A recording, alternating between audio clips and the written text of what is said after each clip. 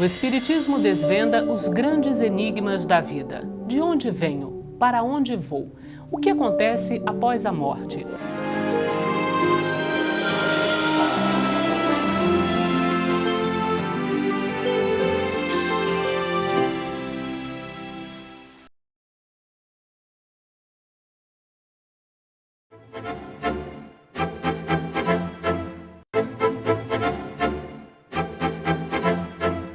Olá, amigos! Começa agora mais um programa Transição, a visão espírita para um novo tempo. Muito obrigado pela sua presença renovada, Divaldo. Muito obrigado também, Delmar. Se a necessidade material faz parte da nossa vida e faz para o nosso progresso, nosso aprendizado e nossa evolução, por que ainda se dá com tanto sofrimento e tanto esforço? Porque estamos no processo da mudança do instinto para a razão. Os instintos são hábitos condicionados pelo organismo para a própria sobrevivência do indivíduo. À medida que nós vamos desenvolvendo os sentimentos sublimes que dormem em nós, que são latentes como na semente a vida, é natural que isso produza situações incômodas que chamamos dor. Mas de acordo com a maneira como nós encaramos a dor, ela tanto pode ser grosseira, terrível, como suave e controlável. Quantos indivíduos conseguem administrar dores que noutros seriam impossíveis de suportadas? Quantos outros falecem o entusiasmo diante de pequeninas dores, de pequenos impedimentos? Então a questão dessa dor necessária na evolução está na relatividade das forças morais de cada um de nós.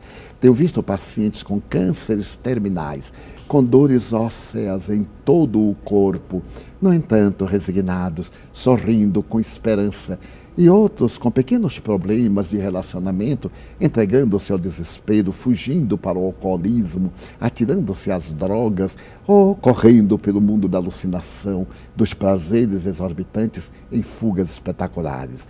Então o fenômeno dor é uma necessidade para a depuração do nosso ser, como que arrancando da ostra grosseira a pérola que lá dentro se encontra, que é uma reação do organismo a qualquer situações embaraçosas. O grão de areia entra na ostra bivalve e ela de imediato forra aquele grão de areia, aquele impedimento do seu equilíbrio, produzindo a pérola. Então é necessário que a pérola, para ser encontrada, arrebente-se as bivalves para encontrá-la lá dentro. Essa pérola está dentro de nós, é a divina luz que está velada. Vamos quebrar os obstáculos que lhe impedem o brilho e alcançá-la-emos. E aqueles que, por outro lado, também desvalorizam as questões do corpo, porque nós aprendemos também na doutrina a cuidar do corpo e do espírito. É um processo sadomasoquista. A pessoa se sente feliz em sofrer e impõe-se este sofrimento para poder encontrar a depuração. Martiriza o corpo, mas o corpo não é responsável, é a mente. Aonde quer que vamos, a mente está conosco, o espírito que somos. Nos períodos remotos do cristianismo, procuravam-se as cavernas, o deserto para meditar, fugindo-se do contágio do mundo. Mas o mundo não é contagioso, o mundo é aquilo que dele fazemos. Por que não falarmos do contágio do amor? O amor também contamina. Quando nós estamos com pessoas felizes, pessoas joviais, generosas, nós entramos na sua aura e também brilhamos. Quando se acende uma luz, diluem-se as trevas. Então as mortificações não se justificam, porque o corpo é o santuário da alma. A divindade nos dá, para que nós desenvolvamos as aptidões internas e possamos fazer dele um instrumento de libertação. Dentro da sua resposta me ocorre uma pergunta, que é essa questão do isolamento. Nos dias atuais, muitas pessoas se isolam, se fecham nas suas casas e acabam tendo relacionamentos pelos sites, pela internet, pelo computador, se isolando assim dos relacionamentos, até inclusive até relacionamentos sexuais, sites e o que dizer a respeito disso para as pessoas, Divaldo? Comportamento patológico. Somos animais gregários. Necessitamos-nos uns dos outros. Trata-se de um conflito profundamente perturbador. Como nós podemos amar alguém de forma virtual através do computador? é uma ilusão. A pessoa que está em contato conosco através da computação faz de tudo para seduzir-nos e nós nos deixamos encantar por uma vida imaginativa, utópica, distante da realidade. Trata-se de uma enfermidade nova, em que estamos perdendo o contato com as criaturas para podermos vincular-nos à imaginação e experienciarmos vivências sexuais através dos delírios mentais, sem nenhuma possibilidade de convívio humano que lapida o caráter e que nos impulsiona para a frente.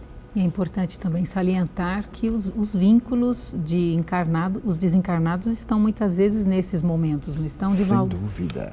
Os espíritos aproveitam-se e lhes irriga a imaginação, produzindo transtornos obsessivos muito sutis, que os vão isolando da criatura humana que tem vida, que pode comunicar-se de maneira ativa, para esse estado de solidão, no qual a pessoa estorcega em terríveis conflitos, procurando soluções que são insolváveis. Então nós temos que manter relacionamentos saudáveis. Aliás, é uma das técnicas de saúde proposta por Arthur Schopenhauer. A amizade, procurar o relacionamento, a prática das ações nobilitantes. Quando eu li isso de Schopenhauer, eu fiquei emocionado, porque um filósofo pessimista e amargo falar sobre essas boas relações é algo fantástico.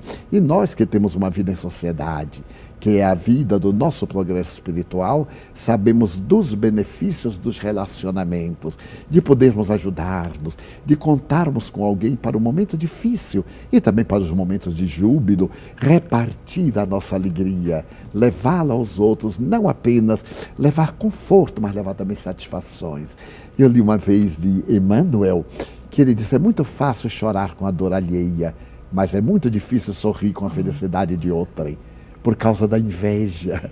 Então, nós temos que buscar os relacionamentos para rirmos da felicidade do próximo e nos embriagarmos de alegria. E seguindo aí mais uma pergunta de um telespectador, Divaldo, é com relação às pessoas que vivem, um grande número de pessoas que vivem, os povos que vivem sobre uma subjugação de governos truculentos, de governos corruptos. O que nós poderíamos pensar? Que toda essa comunidade, esse povo que vive ali, eles são os avaros de outras existências, Divaldo? Alguns sim, mas os outros não. Talvez estejam numa faixa de evolução que necessitem dessa subjugação para desenvolver os valores internos. Nunca se justificarão governos arbitrários, truculentos, impiedosos, mas eles acontecem por negligência dos bons, que permitem que o mal se desenvolva na Terra. Então, enquanto os bons não se tornam ativos e dinâmicos, o mal faz que outros despertem, através da jugulação, através dos zelos escravagistas, para poder voltar-se para o bem. São expiações coletivas que a divindade permite e experimenta alguns povos transitoriamente. E agora, olhando também para o macro, para a Terra como um todo, existem locais onde existe a fome, onde existe ainda muita miséria, onde existe muito sofrimento. E como ficam esses governantes diante da lei de causa e efeito, Divaldo? Eles assumem gravíssimas responsabilidades, porque o governo deve ser o missionário de Deus para administrar as mentes humanas no conjunto da civilização. Na ética de Aristóteles, ele tem um cuidado quando fala a Nicômaco, seu filho, a respeito desses deveres do cidadão para com o cidadão.